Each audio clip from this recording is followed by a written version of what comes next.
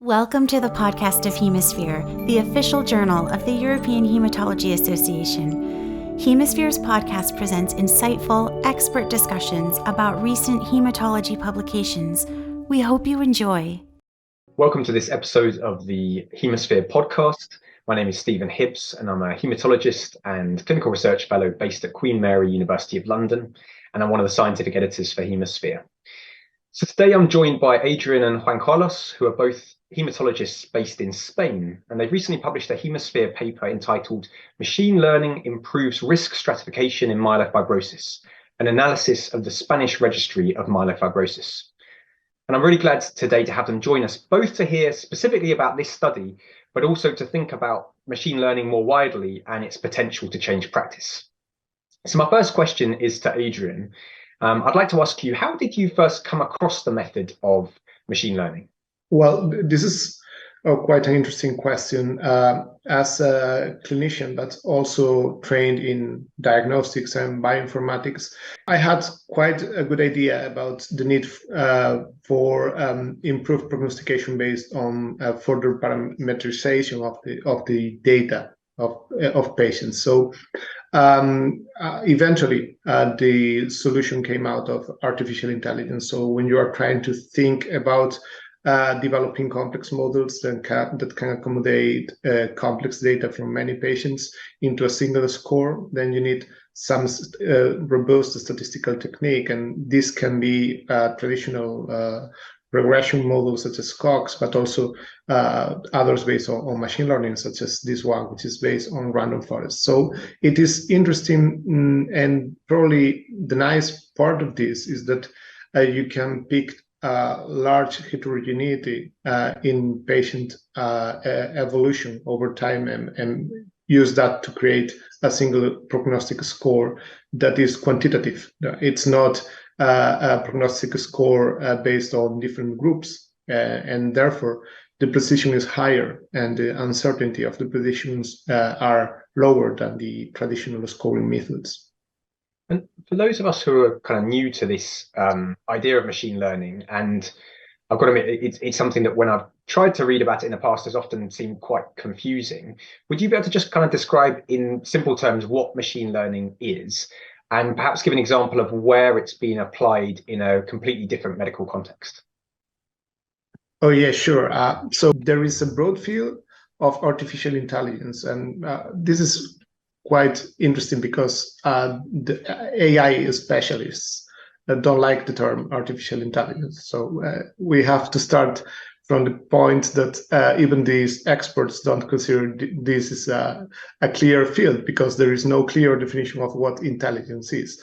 So assuming that artificial intelligence are all these devices that simulate human cognitive activities such as learning and problem solving, then we have several subfields into artificial intelligence. And the broadest one is machine learning.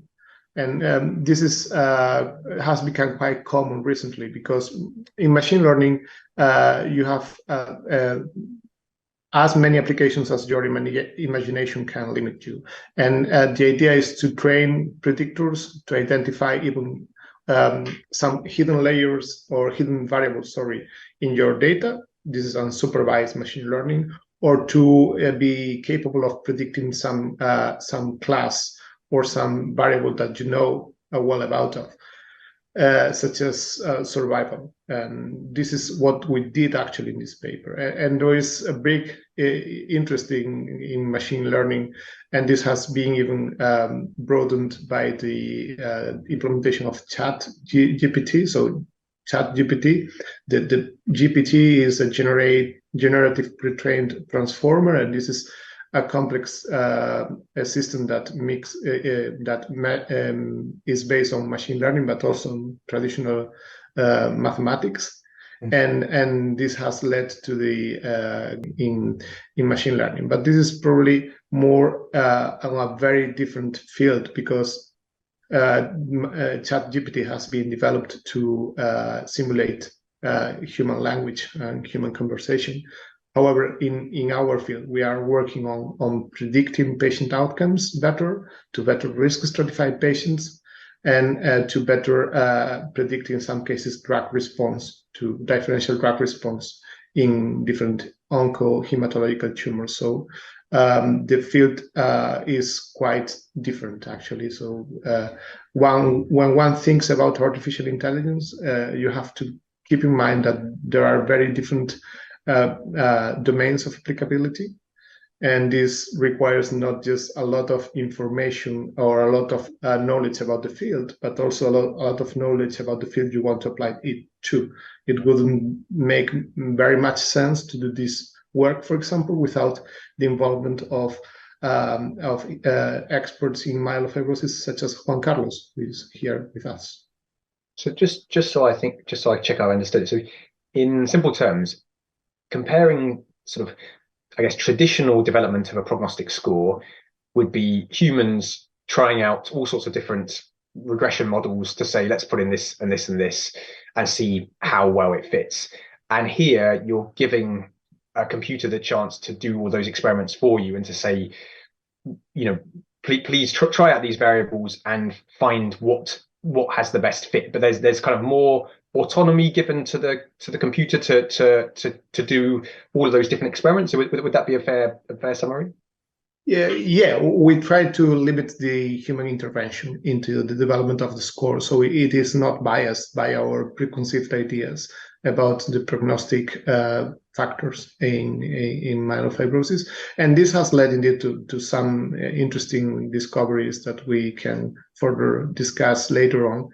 But the idea is basically to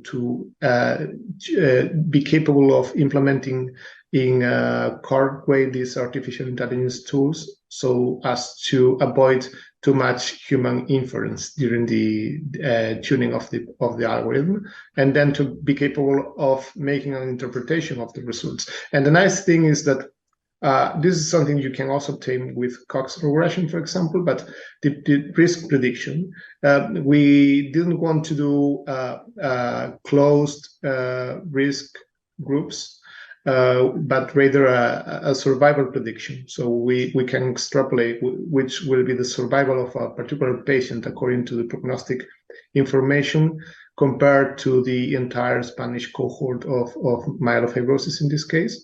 And we also took advantage of the fact that now we can implement these techniques into web interfaces, and anyone can use these web developments to calculate the scores rapidly, which in the past was impossible, and therefore the past risk scores that many hematologists used to develop were based on scoring systems. That's 1 point for one variable, 2 points for other variable, etc.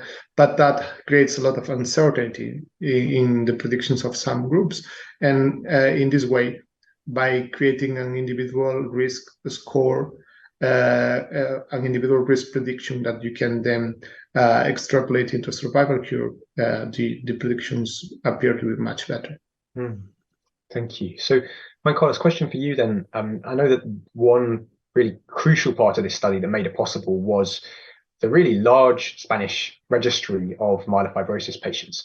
Would you be able to say a bit more about this and the sort of benefits that have come from having this registry?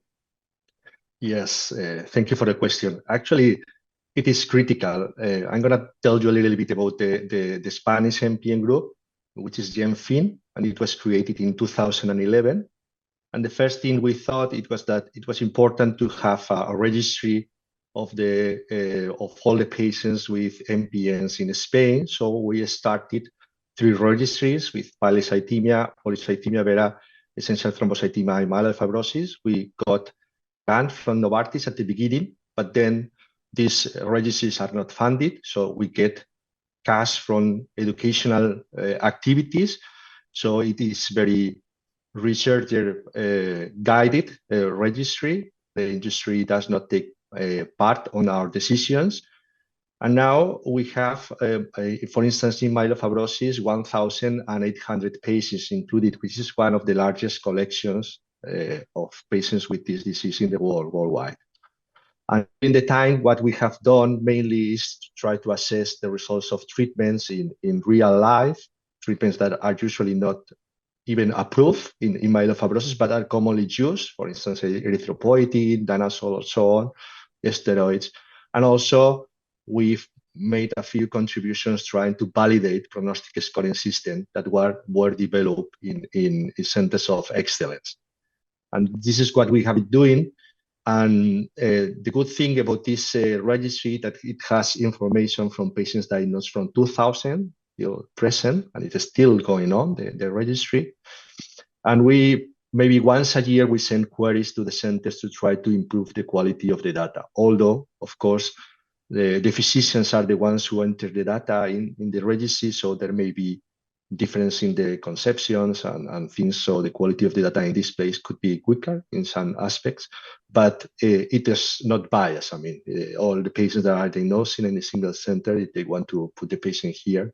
So I would say that 60 centers contribute to the Spanish MPN registry, 60, and let's say that 15 centers contribute more or less to half of the population of the registry. So they are big recruiters, but there are many centers that have included 3, 4, 5 patients, so small centers. And I think this information, it is interesting because it gives you a real sense of the prognosis and the treatments of patients with this disease. So it was, I think, a very interesting data set to be analyzed with new techniques like the one that Adrian and you and offer us at that time. So when you first heard about this and sort of the idea of machine learning and using it with this registry that you've been working on for some time, what was your hopes for what might emerge from this particular piece of research? I'll ask that to you first, Juan Carlos. Yes, actually, well, I manage patients with myelofibrosis from the beginning to all sorts of therapies, including transplantation. I also a transplant physician. And transplant is the only curative treatment for this disease, but it's very toxic. The transplant-related mortality goes nearly to 30%, and this is 1 year after the procedure, the first year. So it is you have something that is curative, but on the other side, it can kill the patient. So the decision to send a patient to transplant in such a chronic disease like with myelofibrosis, which is very heterogeneous. Some patients live more than 10 years, 15 years, and others are really ill from the beginning. The decision has to be based on as much information, prognostic information as you have. And it is usually it's commonly said that in myelofibrosis we have many more scoring systems than patients, but actually the reality is that none of them works perfectly, of course, and you have to base your decision in the information that you have, which is not always complete, and the patient is in different clinical settings, not always in centers of excellence, and you may not have cytogenetic studies because there is a dry tap, you don't have so.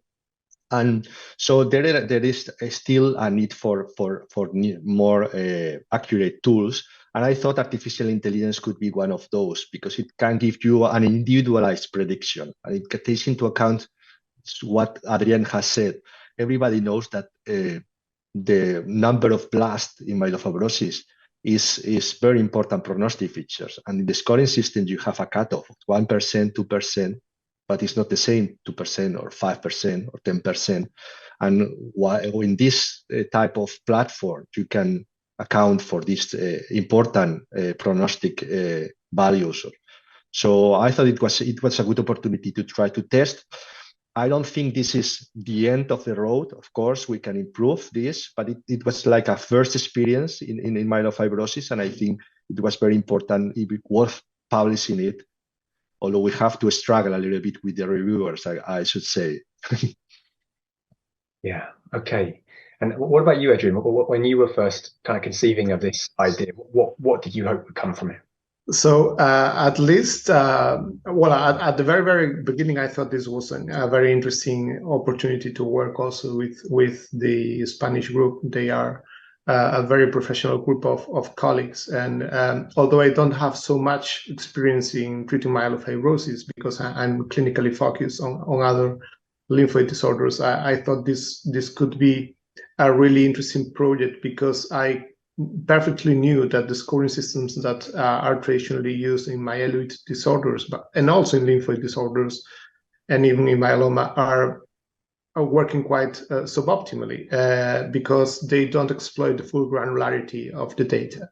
And this limits the reproducibility and creates great uncertainty about some predictions. And this is just to mention, for example, the patients with myeloma who are classified to the intermediate risk group in the revised ISS, that they have huge heterogeneity in their outcomes, and this happens over and over in different disorders. So we thought internally that this was a great opportunity to exploit simple information that is available to any hematologist taking care of any patient with myelofibrosis anywhere. You just need a hemogram and a patient to apply the model, and to create a new machine learning based risk scoring system that uses data from a very diverse background of centers. As Juan Carlos mentioned, this is important because this is expected to be much closer to the reality of patients in the universal healthcare system, as compared to only prognostic systems that are developed in very particular centers. And the other thing that I found very interesting at the very beginning was to evaluate to what extent was this phenotypic information, because in myelofibrosis you have a lot of information about the phenotype of the disease with a hemogram. So to what extent was this providing information that could be overlapping with genomic mutation? So to what extent do we need the genomics to risk stratify patients or not? And this is obviously not a question of not yes or no, but there is some overlap that you can further exploit with the traditional and simple clinical or hemogram information that was not currently being done. And this was another interesting area of development that we thought could be of interest for many physicians taking care of myelofibrosis patients around the globe. Just for listeners, just to clarify, the term hemogram is a full blood count. Is that it's not a term I'm familiar with using? Yeah, sorry, it's that. Yeah, that's it. Blood count. And so, sticking with you for a minute, Adrian, I'm going to ask you both this question. And Juan Carlos has already alluded to the difficulty at the kind of review process. But I just kind of thinking about this whole project, I'll be interested to know what's been the most sort of challenging aspects of seeing a project through like this, from its initial conception through to getting it published and beyond. But what would you say has been the most difficult part for you, Adrian? The first interesting point was an internal debate. So with the hematologists involved in the Spanish group, because there is a need to do change in mindset that needs to be done progressively and with a lot of discussion, so we can all get accustomed to use the same language and to accommodate our expectations about the technology.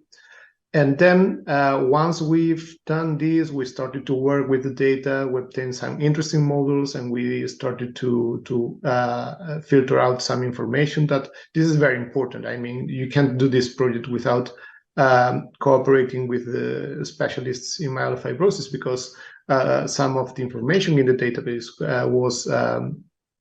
had some limitations in its interpretability, and this is something that needs to be accounted for. And then I think once we achieved the final model and we prepared the paper and submitted it, so the main limitation that we found is the lack of available reviewers capable of making a high quality peer review of such type of paper. And this is not their fault. I mean, they are not prepared for machine learning yet. So probably the people who are doing the greatest developments in AI technologies are all very young. And however, in the medical world, it is the other way around. So the seniors are the leading key opinion leaders, the reviewers of the papers. So there is a need to develop some kind of specialized information technology reviewers in this process, both to ensure that these papers are reviewed correctly, but also to ensure that the results are real, because there can be some biases, wrong development of the machine learning models, etc., that need to be accounted by these specialized reviewers or senior reviewers or whatever. Yeah. And anything you'd add to that, Juan Carlos, of kind of difficulties and challenges along the way with this project? From my part, I would say the first part would be the quality of the data, because it includes a long period of time. So, for instance, the criteria of diagnosis of myelofibrosis have changed over the time. For instance, the assessment of the bone marrow fibrosis criteria have also changed. So, how we could analyze this and how could we say we have to think about how to analyze this type of data. This was one particular problem, and the other one was the kind of preconceptions that some reviewers have, and I also have as well. So we have the preconception that genomic data is crucial, and it seems that almost everything can be explained by the genomics. Although with trying to do this analysis, we noticed that also the basic blood cell counts and the clinical characteristics also reflect the genomic data.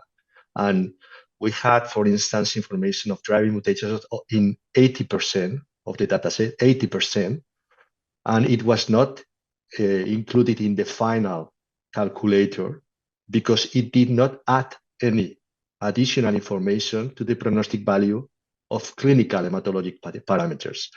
And trying to understand this and trying to explain this to the reviewer was a tough job, I think. And then, of course, we have certain limitations. We didn't have information on additional somatic mutations in many patients, and I understand that this is a limitation of the study. But the first one, I mean, everybody thinks, okay, if you have a calreticulin, myelofibrosis is best prognosis, and it should be included in the model. But actually, we tried that, and it did not add anything to the model. With simple variables, without cutoffs, we were able to do accurate predictions. And the first one who had to try to understand and digest this is ourselves, I mean, myself as a clinician. Yes, that's fascinating. So I guess there's it's almost a challenge to some orthodoxy here, really, of everyone has got used to leaning quite heavily on genetic information. And after a while, I guess you develop a sort of strong attachment to that as being, definitely the way forward. And here, the humble full blood count hemogram has, with some clever computing and mathematical modeling, done more heavy lifting. And yeah, it is a surprise, and I can see how that is a difficult. Surprises are difficult, aren't they? And so that's fascinating. So can I ask for you then, Juan Carlos? Now you've got this model, and you mentioned it's the start. It's not the end of this work. Does it change for you either the decisions you're making or the conversations you're having with patients in clinic with this incredibly difficult decision about who you take to transplant or not? Or are we not there yet for this being sort of practice changing for you? Well, it's not a practice changing, but it is another tool. And I'm using this in the conversations that I have with my patients. So I'm using definitely this prognostic scoring system. But in our recommendation in the paper, we said that at the time being, this difficult decision should not be based in one scoring system. You need to have more information. And in particular, we still think that the molecular data are important, particularly regarding the risk of acute transformation, which is something that you should avoid. And if the patient is high risk, try to avoid this transformation. And molecular data I think are important for that purpose.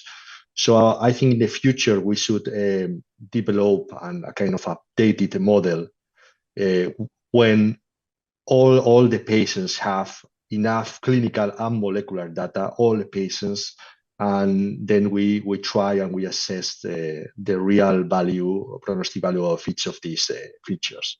And I think this should be done. I don't know in which setting, but in the next year. But we cannot say, okay, we are happy with the conventional prognostic models and that's is enough, because as Adrian said, I mean, this techniques gives you a lot of opportunities, and we are watching every day in the radio and TV that is disruptive technology, is changing the things. And I think we have given readers a view of that, and I'm applying it in clinical practice at this time. Thank you. So, Adrian, I just want to pick up one thing you'd said when you were talking about the review process here, of the importance of having people who could look at this quite complicated work or complicated, specific, specialized work. And I particularly wanted to touch on this idea of algorithmic fairness, that we're aware increasingly that of socio-demographic disparities in people's outcomes. So depending on your socioeconomic status or your ethnicity or all sorts of other things that in theory shouldn't have much to do with your outcome, people's outcomes are different, and how actually certain models in medicine can make that worse. So a sort of high profile example was about chronic kidney disease scoring. And I've heard it said that with machine learning, that can be even harder to spot, because the computer's doing so much of the work. You might end up with a model that is only fair or useful for some patients, but for others, actually, it doesn't work, or it's not representative. Is this something that you've had any thoughts about in this area? So I totally agree with your view, because one of the things that you need to be very careful about with AI tools is overfitting to the structure of your population in the training cohort, and the possibility of including some biases that you cannot account for. So this can also happen with statistical tools, but it's not so severe as with machine learning. So we actually introduced some techniques to account for that, such as cross-validation and external or trained test split validation. And we are very happy because this Italian group has recently reproduced the superiority of the prognostic scoring system compared to the IPSS. But anyway, we need to be very aware about the possibility of some biases occurring in any population. We believe that in this case, this should be minor. At least biases related to socioeconomic status are not so severe in Spain, because as in other parts of Europe, the healthcare system in Spain is public, and we are incorporating data from very different backgrounds, from small hospitals to large academic hospitals that we think represent the reality or is very close to the reality of the myelofibrosis in a developed country. But we also need to take into account that, for example, differences in treatment availability will make it difficult for any model, not just this, but any model, to externalize to another country. For example, from 2012 onwards, these patients could be treated with JAK inhibitors, and maybe in other countries, in the second or third or developing countries, these patients might not have access to JAK inhibitors, and therefore the machine learning might be over or underestimating the risk of some of these patients just because they don't have the availability of this drug. Because in Spain, if the patient progresses, you can add the JAK inhibitor, and the patient will probably have a response and prolong his survival. But this might not be the same in other countries. So there are a lot of implications of these prognostic scores, and when trying to incorporate them into a different environment, at least a very different country with a very different socioeconomic background, we might need to share not only the algorithm, but maybe to share also methods, so they can develop their own prognostic scoring systems if this is of interest for them, with the data that is representing their country. And for example, another thing that can have an impact is that these patients have a long survival normally, although very heterogeneous. Many of these patients live very longly, and average life expectancy in Spain is huge. I mean, I think it's over 83 or 84 years, and it's difficult to know if this will generalize to countries that are whose life expectancy is 10, 20, or even more years less. So these are things that need to be accounted for when dealing with survival models, and maybe this is just the starting point in the field to further discuss this with our peers in the big conferences. Yes, great, thank you. So I guess my final question is sort of the blue sky thinking question, and I'll come first to you, Juan Carlos, for this one. If you could have unlimited money and access to the data for all myelofibrosis patients anywhere, everywhere, what would be the one question or piece of research that you'd want to do to try and forward our understanding of prognostication in myelofibrosis? Well, I would create a huge data set of clinical and molecular data, and I will ask this data set not only about survival but about risk of acute transformation in the following 2 years after the clinical factors. And with this, I think we could improve much better our transplant decision making based on prognostic data. And I think this actually can be performed in the next years. I mean, it's not a chimera or something like that. Brilliant. And to you, Adrian, anything else you'd want to add to that?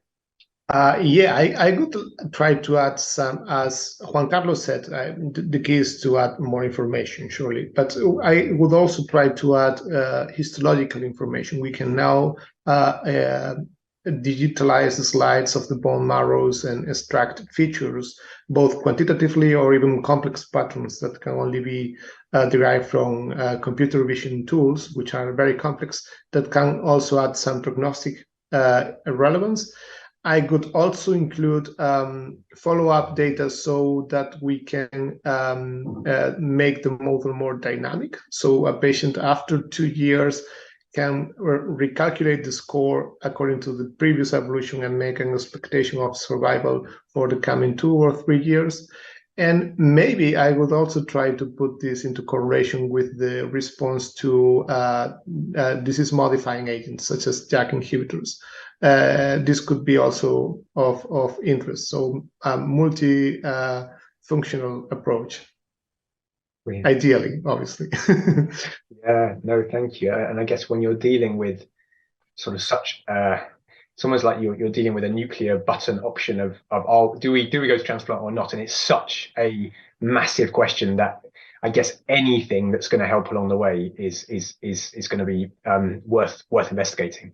That's brilliant. Well, thank you both. I feel like we've learned a lot today about, I guess, thinking about this question of transplant decision making, learning about the possibilities of machine learning. I think learning about challenging orthodoxies, as you have by showing the full blood count, can sometimes give you as much, if not more, information than genomics.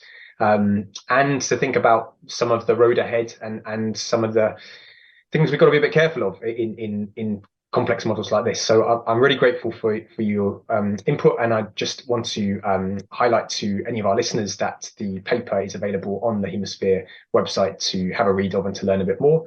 Thanks all for listening, and we'll be back with another Hemasphere podcast episode soon.